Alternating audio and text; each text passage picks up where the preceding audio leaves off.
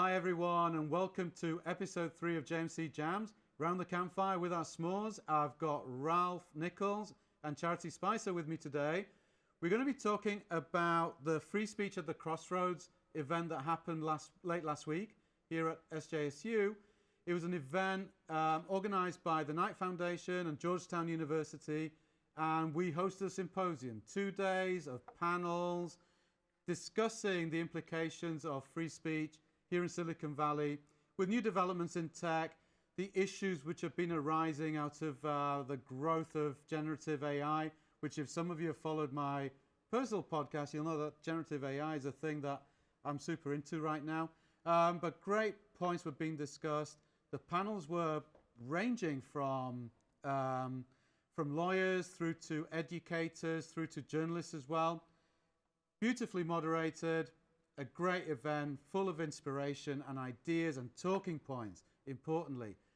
Really kind of critical for where we are right now, especially here in the School of JMC. I was there for one whole day, and I managed to speak to the organizers and kind of, really sort of throw myself deep dive into all of these different issues.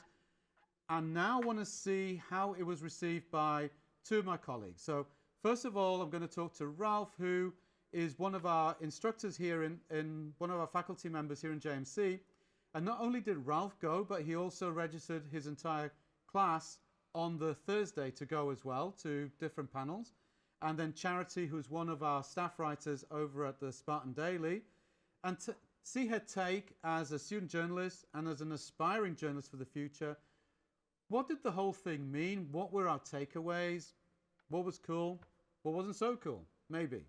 And what does the future hold for journalism, free speech, free expression, all of these things which are kind of bothering us right now. So I'll hand over to Ralph. Ralph, tell us a little bit about yourself, what you do, and what you did with the Free Speech at the Crossroads Symposium. Well, I teach journalism and mass communication classes, and I've taught part-time here for more than 20 years. And I absolutely love workshops like this, especially when I have the opportunity to take my class. So I was able to attend 2 of the workshops, and the time on the Thursday workshop on artificial intelligence and free expression, that worked out perfectly to bring my Journalism 61 class. Because like I told the class, I don't think there's any better training for a future journalist than to attend an event, to listen to the speakers, to write down what's being said, and to put all that information in quotes in a well-organized, cohesive story. So it came a little early in the semester because we're still learning lead writing, and 3-4 weeks from now would have been better, but I wasn't going to turn it down. It was just, so I'll just kind of help them organize it as they go, but they had the benefit of going to the workshop, and I could not have been more impressed. Mm-hmm. AI and journalism is right now, getting into an awkward kind of marriage, and we still don't know how each one's going to treat each other. And so we're trying to figure it out. So when you discuss AI and journalism, you're talking about not only the present, but mostly the future, because it's going to play an expanded role. What kind of role that is and how that will impact educators, we don't know. So it was really interesting to hear experts debate it, discuss it, talk about problems that might come up that I didn't think of. And I couldn't say enough about the workshop because the panelists were excellent. I learned a lot. They talked about media law. They talked about Section 230, talked about social media and free speech, which we have more now than ever with social media. And that's a good and a bad thing, but they put all that into context that students and all of us can understand. Mm-hmm. So I was just thrilled. That's great. And they've got to work on an assignment that's super beneficial to them. And that makes them think, importantly, about ethical issues, about critical issues. And I want to flip over to you, Charity, to see, what was your role at the symposium? Because you were there as a student, but you were there as a journalist as well, right? Yeah, so I wanted to attend the event. I heard about it from email, actually. I got announcement from the event. And then my professor told me about it for my mass comm class. And then I also pitched it to the Spartan Daily, and I was like, I'm totally down to cover this. This is a really pressing issue for journalists and just students in general. I think free speech is really important, and I guess the politics behind it, especially with this upcoming election. Essentially, I was attending as a student. I was also taking a bunch of notes. I interviewed Sandy, the person who kind of created the Free Speech Project. I interviewed some students. It was really interesting and invigorating to hear all these different perspectives. And yeah, a lot of people had a lot to say. So yeah. So you wrote a story for the Spartan Daily. I'm currently writing it. You're currently writing it. Okay, Yes. so taking all of these impressions from students, I'm curious to know the students that you interviewed, who of course will have been more candid to you than they would have maybe been to Ralph, because they're writing it for an assignment, right? So what were your takeaways from what students were saying to you about their take on free speech and the issues surrounding it? Yeah, absolutely. I think for the one student I talked to who actually was in the same class as mine, because she heard about it from the class and she was like, I'm just going to attend it for extra credit. She was really, I guess, concerned about free speech, especially with its importance at SJSU as a student leader. She's involved in the student government and stuff, and I think like orientation and transfer students. So that was really interesting to hear for her perspective on that. She really thinks that, like, I guess free speech is just so important for young people, and the freedom of expression on campuses all over the nation. And to hear those different perspectives was really good for her, and it was just an awesome opportunity. So, yeah. Great. And Ralph, over to you again. In terms of the discussions you've had with your students following the event, or even like so leading up to it, what do you think is the general feeling on campus about the issues surrounding free speech and free expression? Well, I was explaining to my students that every freedom we have guaranteed is not a full freedom. There are exceptions. We have freedom of speech, but you can't say anything you want, anytime, anywhere. And I'm not sure that's widely known. So workshops like this help explain the fact that if you say hate speech, for example, it's against the law. So they need to understand that, especially now with free speech movements and protests in the news, they need to understand that free speech is guaranteed, but there are limits, and it's hard to understand the limits. And so I just think this could not have been more educational, and having the expert panelists there explain it was invaluable, in my opinion. Yeah, and the panels, of course, consisted of not just educators but lawyers, importantly, and their take on issues like Section 230 were completely new for me. I mean, it wasn't something that I was that familiar with originally, rather before going over to the symposium. But it really kind of piqued my interest, and it was a conversation I felt could have gone on for much longer. Charity, what's your take on Section 230? You could explain it a little bit for me? Yeah, I took a lot of notes. I went to the whole day for the first day, and the majority of the conversations that were taking place were about Section 230. There are a lot of experts on this issue who were very against any regulation of, I guess, social media platforms and holding them accountable. Not that we don't want to hold organizations and companies accountable, but that when we do that, it's a complicated issue.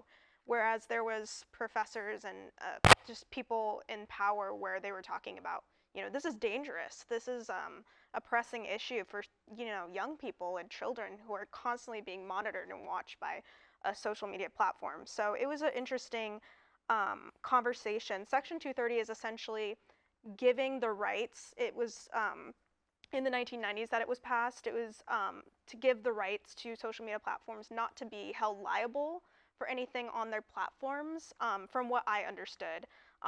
There's a lot of complications to that, but for the most part, there's a lot of people who want more regulation and that to be amended.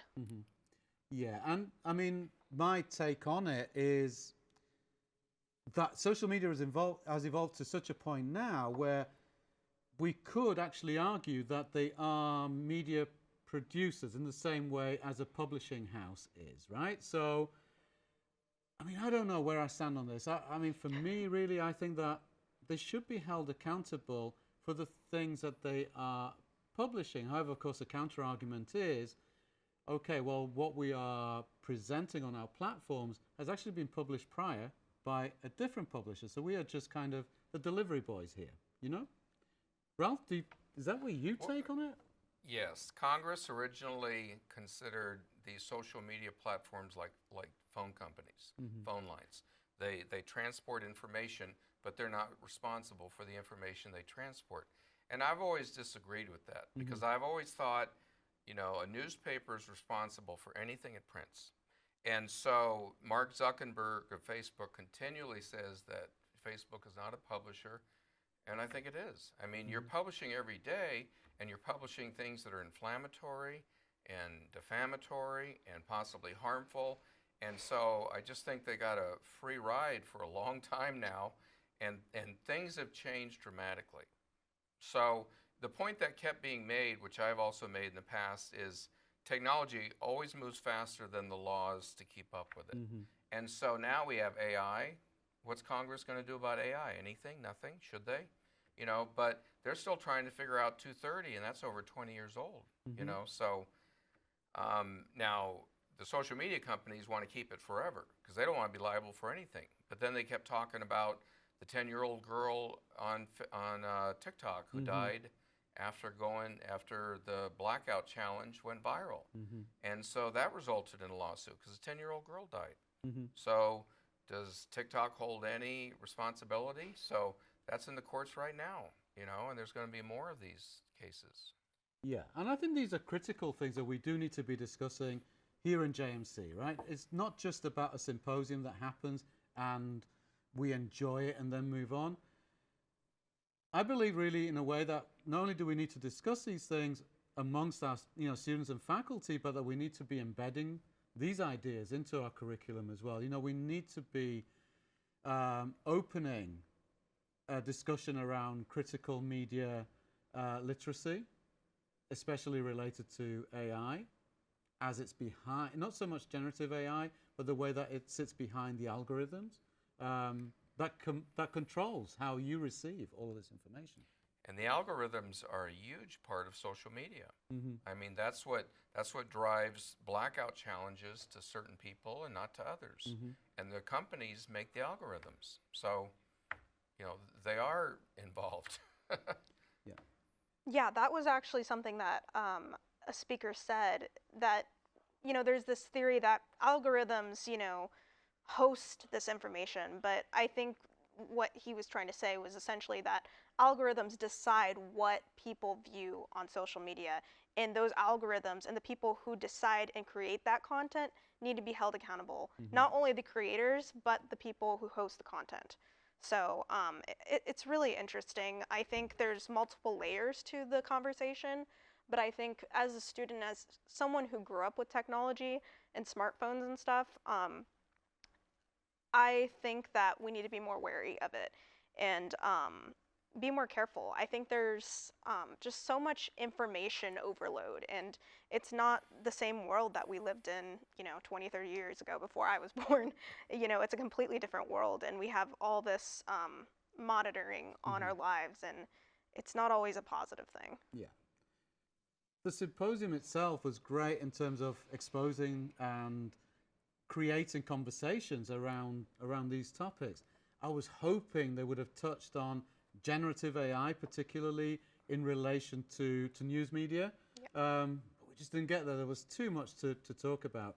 That's one thing that concerns me, especially going into this election cycle, how, I guess, like, you know, deep fakes, for example, are influencing people's opinions, right? And the storytelling is starting to become mired in this narrative where it doesn't really matter whether something is true, real, or not. It just depends on what your position is. So, I mean, I'm asking you both, really, as journalists, a wannabe journalist, or less of an upcoming journalist, an aspiring journalist, and a seasoned journalist, right? You think there's something to be concerned about when it comes to like the dissemination of images and video content that are quite clearly being created in order to kind of just muddy the waters generally? Oh, absolutely. People have a position bias where they want to see media that supports their position.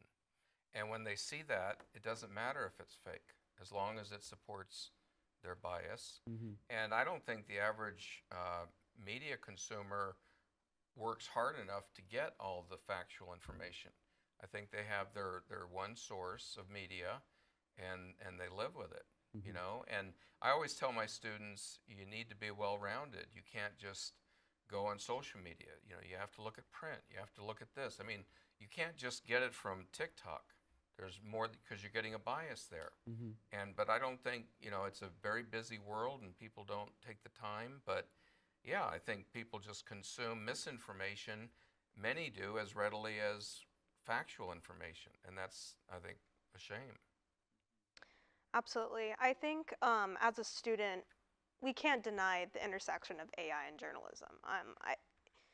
It's not only influencing culture and trends, and whether it be Generation Z or even older generations, the baby boomers, it's something that is widespread and it's continuing to grow. I think just 2 years ago, you would hear like mumbled like AI like audio, and it was like crazy. And now you can like you could hear something that's not even like real, and it's totally believable. I think there's a huge responsibility to media, journalists, and the consumer when consuming this content. And I think we don't really have a lot of regulation of it currently, and it's in the works, and there's a lot of complications to that. But we have to recognize the influence it has on us. So I just want to be kind of closing things down on that note, actually. And you mentioned the word responsibility. Yeah. Do you feel, both of you, that as journalists you have a responsibility to ensure that the truth is told? Absolutely. I mean, that's the number one thing as a journalist, is getting it right, as Professor Craig says. And I think, when it comes to writing articles and sharing these stories that are so deeply ingrained into the world and our culture, we have to be careful about what we're saying if we're really, voicing the opinions of people and not putting it in our own voice. And I think we can be so lazy if we, really want to do research. We have to be careful and recognize what we're actually, looking for, and analyze and critically think. And I think that's the most important thing as a journalist, is the responsibility. For sure. I think it's also important, like you said, to teach students the difference, like Richard Craig's class, how to recognize the difference between real factual information, verifiable, tangible, vetted information versus theory and rumors and conspiracy. I mean, there's big differences, and you have to be able to understand the differences and recognize them. But that takes education too. Exactly. And I think that's a really good note to leave this, because I think that the conversations that were generated around the symposium do, to a point, deal with ethics and responsibility. And I think that as journalists and as a group that is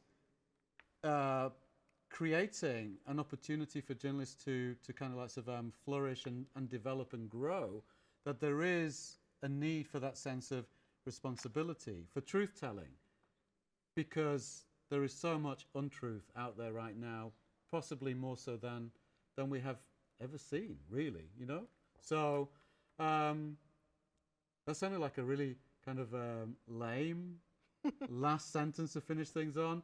But I think that responsibility and ethical understanding are kind of vital to ensure that we still function as a democracy and as a society generally, right? So I want to thank you both. This has been great. I was really inspired by free speech at the crossroads. And talking to both of you, I think it's been lots of exciting and really nice to hear about what your takeaways were and where we move to at this point as well. So this is what I love about JMC, is that we do have these conversations. We're 4 distinct programs, but we do share storytelling at the heart of everything that we do. And a big part of that, of course, is coming to terms on and like wrestling with all of these ethical issues around responsibility and truth-telling, ultimately. So thank you, Charity. Thank you, Ralph. I really enjoyed this conversation today. Thank you. The next episode will be possibly next week. I'm not sure what we're going to talk about yet, but hey, that's the beauty of this podcast, right? So, but do subscribe, and then we'll find out what it is that we're going to talk about in the next episode of Jmc Jams. Thank you. Thank you.